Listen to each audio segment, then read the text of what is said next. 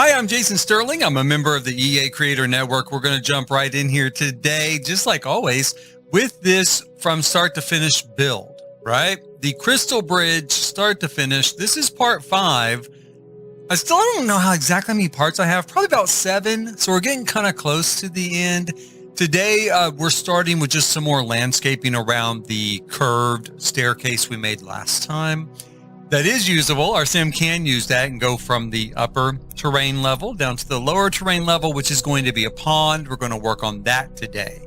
So we're going to throw in a little bit of landscaping, which is really just meant to define that walkway. Because sims sometimes will go up and down the hill instead of taking the curve I want them to take. So if we put in some landscaping, we throw in some rocks or whatever we need to use, they'll be forced onto a particular path, right? A particular route that I want them to use instead of maybe the point of, or the path of least resistance. There's not much to see here. We're going to do, again, some general terrain sculpting with the terrain tools. We're going to start smoothing some stuff out so it looks a little bit greener instead of brown. So we're going to smooth it out a little bit. And we're going to smooth out the area that, again, which is where our pond is going to go. We're going to smooth that area out as well. The next big change we're going to make to this particular build is, if you've seen the other episodes, I don't really love at the bottom of our crystal bridge, our cylinder. I don't love the way the wing sticks out from it. The wing there is actually the base of the roof. You have to have at least that 1x1 sort of tile that acts as a base for the roof, and then you can pull the eaves of the roof outward, which has created our cylinder. I don't really like that, so I'm going to try to minimize it as much as possible. There's only so much that we can do because we're always going to have the outline of the floor left. So even when the floor is gone or transparent, even when we effectively remove the walls, we're still going to have that outline. And that's why the brown molding is there that you can still see. Now, in the end, it really doesn't bother me that much. It's not a huge impact on the eye. Certainly not as much as a full wall, even when it's a glass wall. So the impact is not that great. And I end up putting it to pretty effective use in the form of fountain coming up also this particular episode. Now, as we're seeing here, the way to get rid of the wall is simply to put in the largest size archway that we have that effectively erases the wall. And then once those archways are in place, we're going to shrink them down. Now, in game, you'll see here in game, we really can't shrink them down past a certain point. You can still see them, so there's still that impact on the eye. Still looks a little odd. However, with the tool mod, we're going to come in here, we're going to shrink them down to where they effectively disappear. They have not entirely disappeared at this level of scale that I turned them, that I shrunk them to, but they've gotten small enough that they fall within that border, that molding there at the bottom. So they are effectively gone, and the wall's no longer visible. Once that's taken care of, I'm going to put a sort of fountain here. I'm going to use the round ball fountains to make it appear that the water is sort of spilling out of this ball, like sort of by magic, right? So it's spilling out of this ball, and then it's coming down around the ball and spilling into the pond. See the full effect as this is finished. I end up using several of these balls overlapped. So I put 3 of them total in the same space. I rotate them slightly, again, using the tool mod. I do rotate them slightly so that the flow of water will not be exactly the same for each one. So it gives a slightly greater visual effect for the flow of water. Now, in the middle of this, I do go in and start putting in part of our pond. Start kind of mapping out the floor of our pond. I end up with a little bit of trouble because there is a wall underneath this. There is a basement. And I can't figure out at one point why I can't push the pond further like I want it to, because I need it to be at least far enough that this new round fountain is going to drop into it, right? It's going to spill into it. So I end up having to move the wall in the basement, scoot it as much as I can out of the way so that I can then enlarge our pond so this new fountain is going to drop down into it. And we go ahead and fill it up with water because I'm going to want to play test this to see how the fountains splash against the water. Does it look natural? Does it look like it's going to fit? I've done this sort of technique before, so I know it's going to work and I'm going to like it. But I want to make sure that I use the right size fountain. The first one we're seeing here is a little bit small. This is the medium. I do end up changing it to the large, which actually causes the water to go up too high. So again, we use a tool mod. We elevate it a little bit lower down into the water. We use the tool mod to shrink the device itself, the fountain itself, so that it's largely invisible. We actually could have shrunk it so much that it would be invisible, but I wanted to leave it at least large enough that if I need to find it and get rid of it, I can. Then, I do a couple of play tests just to make sure that it is in fact working, and it is working. You can see here with the tool mod where I kind of spun. You see the rotate objects. That's where I obviously spun those fountains around a little bit so that the flow of water will seem thicker because it won't be the same for each ball. I end up also putting a little fountain at the same level as the ball, like the shortest fountain, so that the fountain of water, right, coming out of that ball is actually a little bit thicker than it normally would be, because we want it to look like there's enough water coming out and spilling over the side that it creates that large drop of water into the pond. The object also was shrunk down. So the ball fountain, I made it a little bit smaller so that the water appears to almost hover above it as it's spilling out. Again, to give it a little bit more of a magical flavor, a little bit more of a magical effect. Now, while I was talking about while we're doing that, you can see that once again, I am working over here on the side of the build where I want my family to live, right? I'm moving some things around, deleting some more stuff. Obviously, the smaller tower, it was time for it to go. I decided it was visually, it was just too much. It was too cluttered. Now, ideally, on a bigger lot, I would have done another tower with that first one. With this lot, though, this lot's only 20 by, is it 30 by 40? Maybe 30 by 40. Let's say 30 by 40. It's only 30 by 40. There just is not the room to engage that much structural stuff. It just ends up looking like, oh my God, there's so much crammed here, right? And I didn't want that particular look.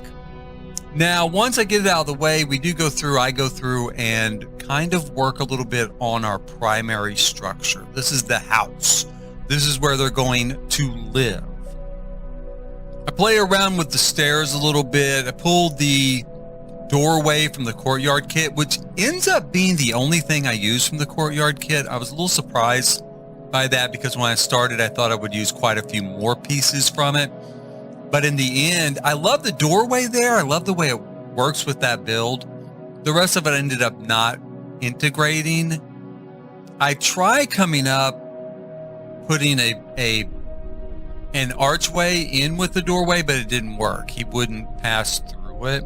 So I had to take it out. So I wanted a more layered look to it again, a little more layered and detailed look.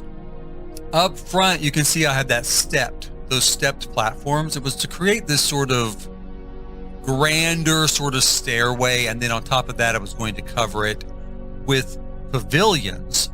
Done a lot like I'm doing here on the front of this structure with these sort of overlapped archways, right? So that it's again, we've gone over this already, these sort of heavily carved look.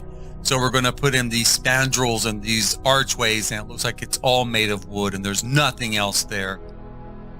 We put in our stairs here first, of course, to create this long walkway. I put in a lot of work on this.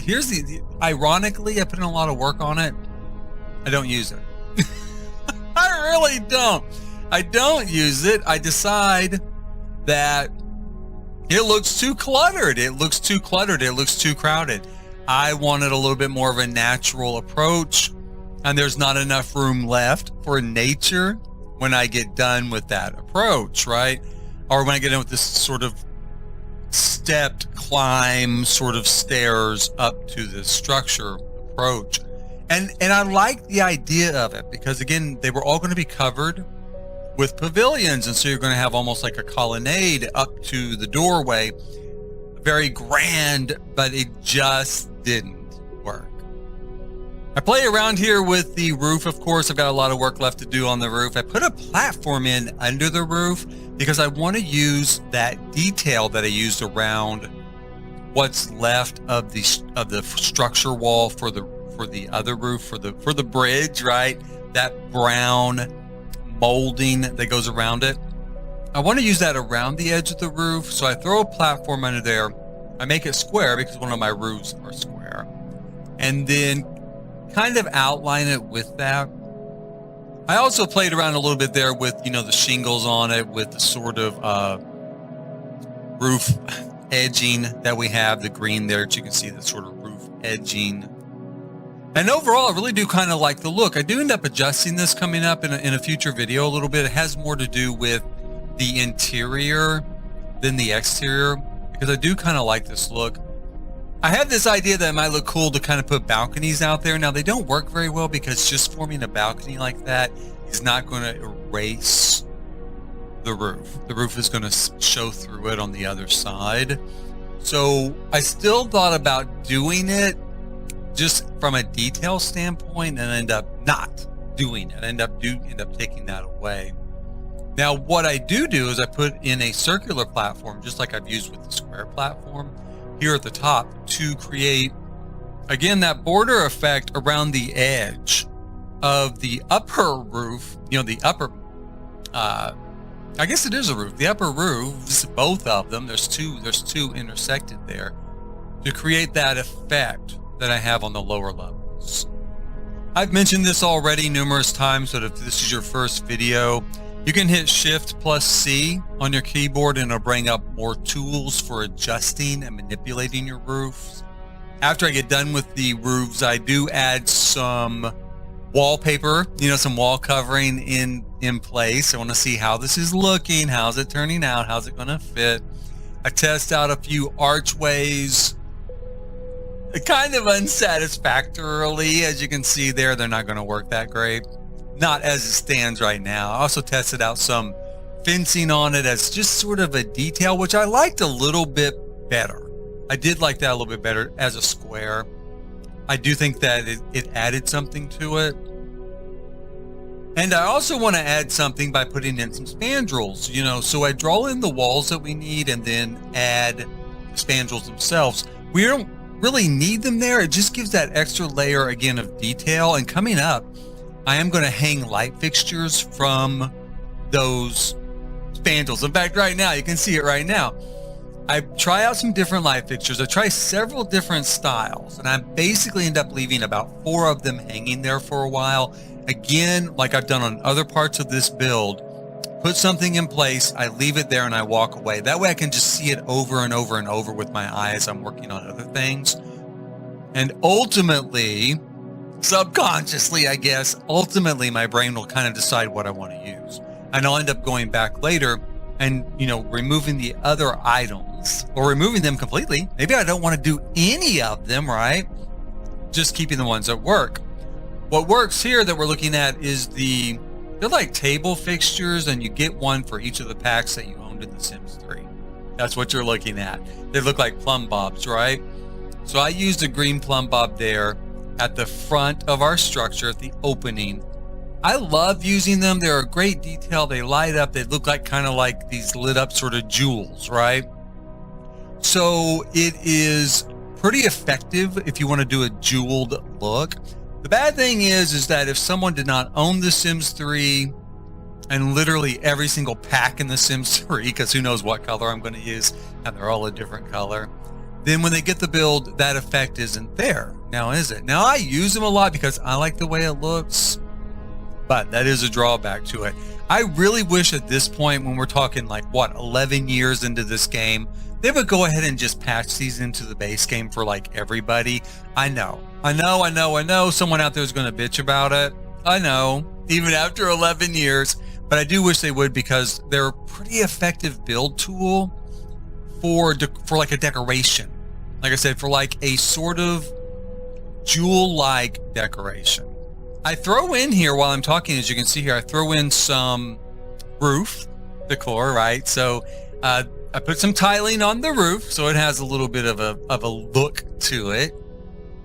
I shrank down the roof there, as you can see, or I mean the wall height, because I had it really high so I could access higher, windows and freezes and stuff like that. I did shrink it down so I can get a true view of what it's going to look like against the bridge, or what it's going to look like against the rest of the build. I can always raise it back up if I need to again, but that's what that was about. And then I set to building our platforms, right? Our pavilions over our walkway. Disappears. I'm working on these. That's fine. Put them back in later. I want the same very heavily detailed look that you can see on everything else around here. That's what I really start building to begin with. You can see there I draw an X. With the walls, we're going to put the spandrels in there. They'll come together to a point. I really like the way it looks. I do. I just think that it was too cluttered for the front of this building.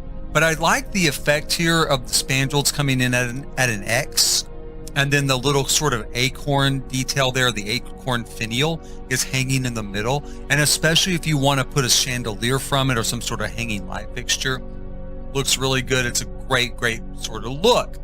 So unfortunately though, it was just too crowded. Also here, what I did, and you can see I'm playtesting. I always playtest, you guys. I used the archways also at an X in the middle of this build, so they came together as kind of an X. That did not work. I mean, it kind of does a little bit, but not really. You couldn't pass through it front to back. So he could go into each side of that particular pavilion, but just to the triangle part, he couldn't pass through. Now the spandrel at an X, no problem. But putting those two archways at an X, that did not work. Now, one way it could work, and I didn't want to go through the trouble, especially since I ended up not using it. One way it would work is to put those archways in the basement and then raise them up using either the in tool cheat, pressing the number 9 after you put on move objects on, right? Using that cheat, which is bb.move objects on. That turns on that cheat, by the way. And you press Control Shift C will open the box at the top so that you can put in the cheat. But you could use that cheat, or you could use a tool mod to then lift those archways up from the basement into place on that pavilion, on that pavilion floor. It would be pretty tedious, just like with doing this walkway we did, or the stairs, the ancient stairway we did. It is going to be a little tedious. But if I had really liked it, if I had had enough room on this lot to do that sort of grand colonnade leading up to the entrance, or for some other purpose, I would have went through it. Yeah, I would have went through that trouble to put that into place. In the end, it just wasn't needed. Ultimately, you can see what I settled on there with the glass roof, which I just kind of plucked from the glass roof that's on the structure itself, the larger structure there in the back. It's going to be their house, right? I just plucked a glass roof and stuck on top of it. And again, I do like the way it looks. It turned out fine. I also doubled up on the archways the same way as I did at the corners there. So basically, I copied the corners of the main structure and used it as pavilions to walk through. And it worked. You were able to walk through them just fine. And I'll probably use it at some point in the future. I probably will. Now, speaking of the future, please hit like, subscribe, and notify. We are going to do more work on this particular build coming up. We're getting very close to being done, though. I've got a lot more landscaping to do. And I've got to outfit the structure. I've got to outfit this home where they're going to be living. But we're getting super, super close to wrapping all this up. So please do hit like, subscribe, and notify. And until next time, thanks for watching.